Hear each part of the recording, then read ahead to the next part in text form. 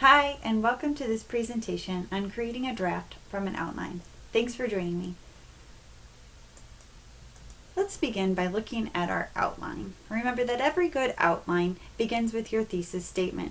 And the reason why is because all of the body paragraphs that you write in an essay need to be able to support that thesis statement. So if you keep the thesis statement at the forefront of your mind every time you're writing an essay, you're going to be in good shape. Okay? It's going to ensure that everything you write supports it.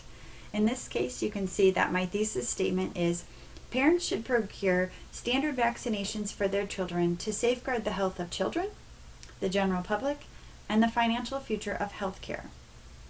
In this case, you can see I've left room for my introductory paragraph right here. It's not written out yet. I'll get to that, and I will explain the components that need to be found in every introductory paragraph in just a moment. But in the cases of most outlines, the outlines will represent your subtopics that you're going to use to support your thesis statement.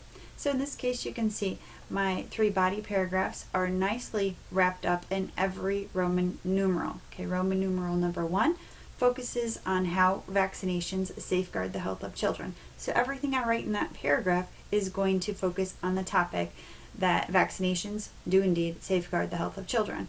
And that's very focused argument, and you can see that it nicely ties back to the first point listed in my thesis statement.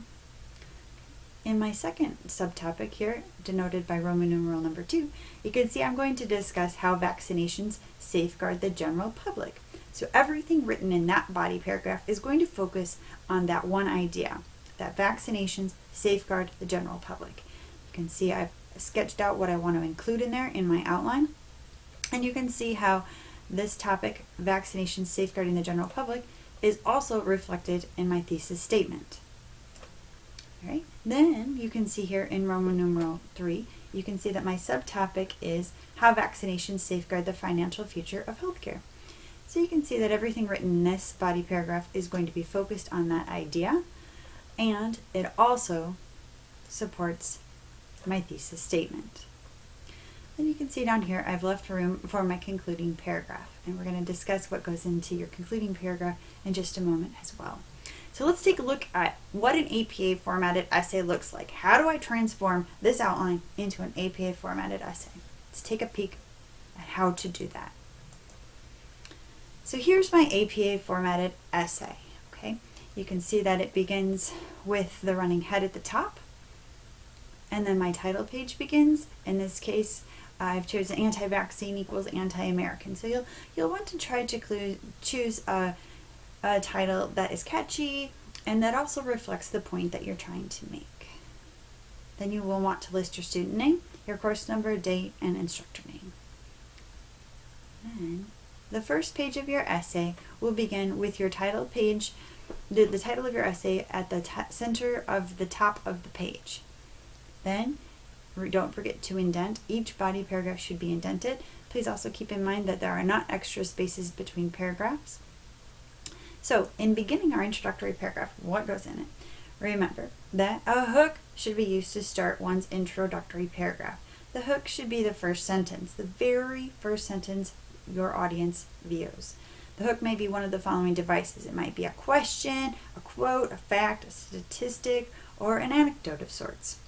Then you're going to preview your upcoming topic and build toward your thesis statement. Your thesis statement should always be listed as the last sentence of your introductory paragraph. As you can see here, I've included my thesis statement from my outline in the last sentence of my introductory paragraph. As a reminder, my thesis statement is parents should procure standard vaccinations for their children in order to safeguard the health of children, the general public, and the financial future of healthcare. So then I'm ready to begin the body of my essay. Remember that every good paragraph will have a topic sentence, supporting details, and a concluding sentence. In this case, my topic sentence, I'll have a topic sentence that illustrates why vaccinations safeguard the health of children. I'll explain that premise if necessary, and then I'm going to insert a direct quote that supports the argument being detailed in this paragraph. Okay, it's really going to reflect the meat of your paragraph. And remember that direct quotes should be about 1 sentence long. You want to be very, very cognizant of choosing direct quotes that are short and simple and nicely convey and support one argument being made in your paragraph. Okay, you don't want to overquote because that can get you into trouble and raise your similarity index. And you want to keep your similarity index as low as possible. So choosing a one sentence direct quote will serve you very well. Remember, your instructors want to see your writing and they want to see your arguments being supported, but mostly they really are interested in how you write, how you synthesize those arguments, okay? So you don't want to rely too heavily on the words of another. So in keeping that idea of a one sentence direct quote, no more than one sentence direct quote in each paragraph, that will be a great guiding principle to keep in mind. All right, so then after you've included your expert knowledge to ramp up your argument, to lend it credence, to lend it weight, then you'll want to explain that direct quote. Why is it significant? Connect it back to your thesis statement. Okay. Then you'll want to insert a concluding sentence to bring the topic to a conclusion while ensuring the top of the paragraph, again, is tied back to that thesis statement. For my next body paragraph, I'll use a transition, or I might use a transitional topic sentence, and I will write a topic sentence that illustrates why vaccinations safeguard the future of the general public by establishing herd immunity. All right, so in this case, I'll go ahead and explain the premise of my topic sentence if I need to and go into a little bit more detail about it. Then I'm going to insert a direct quote that supports the argument being detailed in this paragraph. In this case, I write in Public Health Reports, which is the magazine or the periodical in which I found this direct quote. I write in Public Health Reports, Phyllis Freeman, 1997, wrote, quote, "Herd immunity is achieved when there is a sufficient level of vaccine protection in the population to prevent circulation of the disease to those who remain biologically susceptible." Okay, so this direct quote nicely supports my overall argument that the vaccinations protect the general public. And notice that I've used APA formatting. I've included the author's name here, the year in which the document was published. The direct quote itself is placed within in quotation marks, which is very important to remember. And I've included the page number on which the quote was found.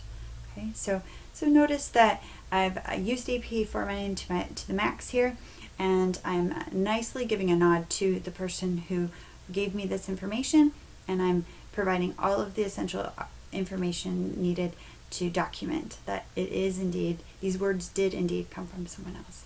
So again, I'll rhetorically analyze this direct quote connected back to my thesis statement, and then I'll have some kind of a concluding sentence for my body paragraph.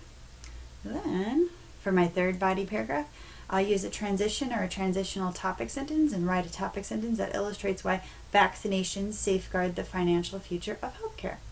I'll explain the premise of this topic sentence if I need to, and then I'm going to go ahead and insert that direct quote. Okay, again, you can see I've used a one sentence direct quote to illustrate my point. I do use some kind of a signal phrase to introduce it, which is one expert source reports. Okay, then I put the information itself into quotation marks and include my in-text citation afterwards. So notice that the all of the direct quote is within the quotation marks.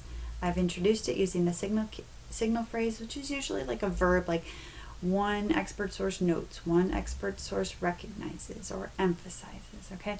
And then I've included that APA formatted in-text citation after the direct quote is done. In this case, the work had multiple authors, so I've listed them all, and the year and the page on which the quote was found.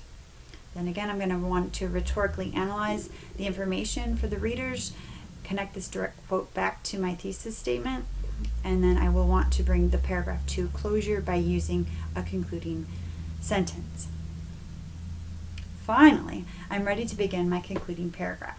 You'll want to begin your concluding paragraph with your rephrased thesis statement. So you'll take that thesis statement that you listed in the last sentence of your introductory paragraph, you'll rephrase it in a fresh way, and then you'll insert it into the first sentence of your concluding paragraph. Next, you can sum up your main point and illustrate how you've supported your thesis statement. Do not add any new information to the concluding paragraph. Finally, leave your reader with something to ponder or a call to action. It's the last opportunity you'll have to make an impression on your audience, so make it count. All right. Then don't forget to include your references formatted using APA formatting rules and regulations. If you have any questions out there, please be sure to let us know, and take care. Bye-bye.